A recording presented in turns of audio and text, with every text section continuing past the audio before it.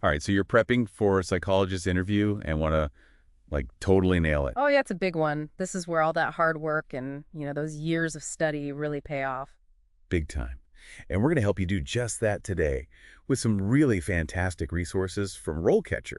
Like we're talking career guides, sample interview questions, even some AI tools to help give you an edge. It's amazing how AI is changing the game, even in a field as human-centered as psychology. Right. But before we get to the AI magic, let's focus on you and your expertise.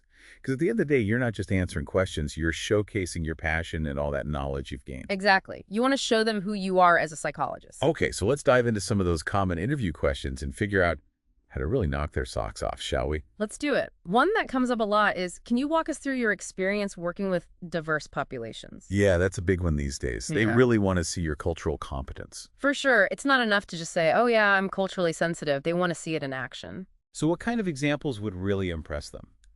Think about specific cases where you adapted your approach based on a client's background or beliefs. Like, did you ever use a culturally relevant metaphor to explain a concept?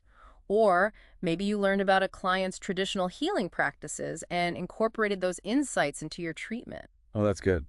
That shows you're not just aware of diversity, but actively integrating it into your practice. Right. It shows you're going that extra mile. Okay, now what about dealing with those tough cases? Yeah.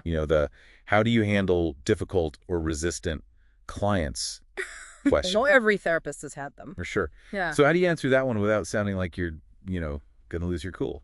The key is demonstrating your ability to stay calm, empathetic, and non-judgmental. And a helpful way to structure your answer is using the STAR method. Oh, I love the STAR method. It really helps. So you describe the situation, the task you had, the action you took, and the result. Right. It keeps your answer organized and makes it more memorable. Yeah. Exactly. So for a difficult client scenario, you could talk about specific techniques you use, like active listening or reframing the situation. You could even mention a relevant therapeutic approach, like motivational interviewing, and how you tailored it to that specific client. Brilliant. It not only shows your skills, but also your knowledge of different approaches. Exactly. You're hitting all the right notes. Okay, speaking of different approaches, how do you usually create a treatment plan? Interviewers will definitely want to know about that. Absolutely. When they ask, how do you approach treatment planning for your clients? They want to see that you take a personalized approach, not one size fits all. So how do you showcase that personalized touch? Start by explaining how you gather information about the client's needs and goals. Do you use specific assessments? And then describe how you use that information to create a plan that's uniquely tailored to the individual. You might even mention a specific case where you adjusted the plan based on the client's feedback or progress. Oh, that's smart. Emphasizing that you're collaborative and responsive to the client's needs. It shows you're really in tune with your clients. Okay, this is all gold. But before we move on to more questions, I want to touch on some career insights from RoleCatcher's Guide. Oh yeah, that's a great resource. One thing that really stood out to me was the emphasis on gaining hands-on experience, internships, practicums, volunteer work, all that good stuff. It's like the real-life version of those case studies you read about in textbooks. Exactly. And it shows dedication. For sure. And speaking of career development, RoleCatcher's Guide also highlights the importance of continuous learning. Psychology is always evolving, so staying updated is key. Absolutely.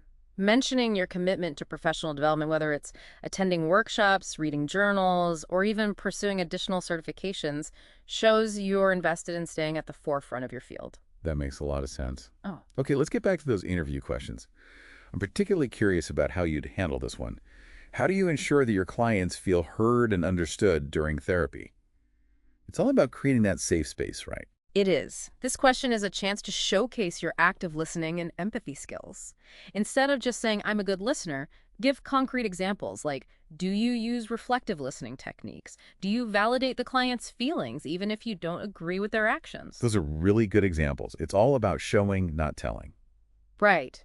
A story or two could really bring those skills to life. Think of a time when you successfully used those skills to build rapport with a client. Exactly. Okay, now we're cooking. But what about those tricky ethical situations?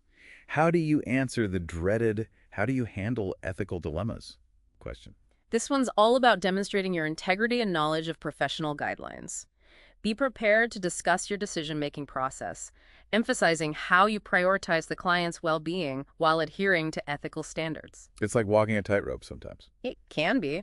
Yeah. You might want to have an example ready of a time you faced an ethical dilemma and how you navigated it. It doesn't have to be dramatic, but it should show your thought process and ethical reasoning. That's a great tip. Okay, I think that's a good place to pause for now. We've covered some tough interview questions and even sprinkled in some valuable career insights. But don't go anywhere. We'll be back with more tips and strategies in part 2 of our deep dive into prepping for your psychologist interview.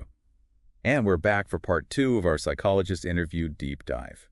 Are you ready for some more challenging questions? Oh yeah, bring it on. We're just getting warmed up. All right then, let's tackle this one.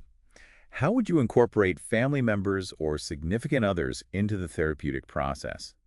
That always feels like a bit of a minefield to me. It can be tricky for sure. It's all about knowing when to include them and when to set those boundaries. Right. So how do you explain that in an interview without getting all tangled up? The key is to emphasize that you make decisions on a case-by-case basis, always prioritizing the client's well-being. Makes sense.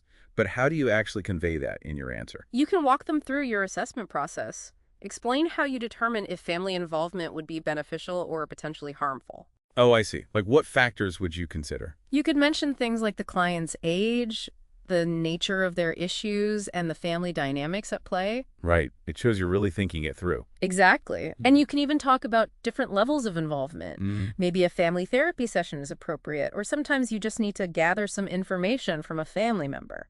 That's a good point. It shows you're considering all the options. You want to demonstrate that you're flexible and adaptable. Okay, let's switch gears a bit. How do you talk about diagnosing mental health disorders in an interview? It's such a complex topic. It is. And interviewers want to see that you have a solid understanding of the process. So when they ask, how do you approach the assessment and diagnosis of mental health disorders? Where do you even begin? Start by highlighting your knowledge of the latest diagnostic criteria, like the DSM-5. Okay, drop those acronyms. But then what? You can't just give them textbook definition, right? No, you have to bring it to life. Explain how you gather information, consider cultural factors, rule out other possibilities, and ultimately arrive at a diagnosis. Like a detective story. Exactly. You're putting all the pieces together. Maybe you could even share a brief example of a time when you had to think outside the box to reach a diagnosis. That would be a great way to show your clinical judgment and problem-solving skills.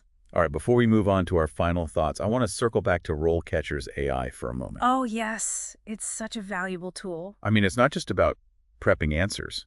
It can actually analyze job descriptions and help you tailor your resume and cover letter to specific roles. It's true. It can identify those keywords and skills that employers are looking for and help you weave them into your application materials. So it's like having a secret weapon to make your resume stand out. Exactly. And here's the best part. It can also give you feedback on your interview responses. Whoa, really? Like a mock interview. It's like having a personalized coach who can pinpoint areas for improvement and help you refine your communication style. That is amazing. Okay, I'm officially impressed. So let's wrap things up with some final thoughts for our aspiring psychologists. Sounds good. We've covered so much ground, from tackling those tough questions to harnessing the power of AI. But now it's time to get a little introspective. Remember that homework I gave you? I asked you to think about the personal qualities that you believe are essential for a successful psychologist. Yes, I'm curious to hear what you came up with. Well, for me, empathy is at the top of the list.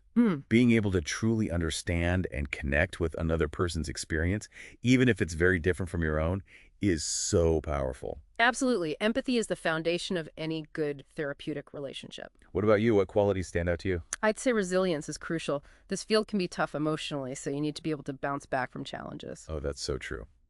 And of course, we can't forget about ethics. Absolutely. A strong ethical compass is non-negotiable. We're dealing with people's lives, their most private thoughts and feelings. Maintaining confidentiality, respecting boundaries, acting in their best interest.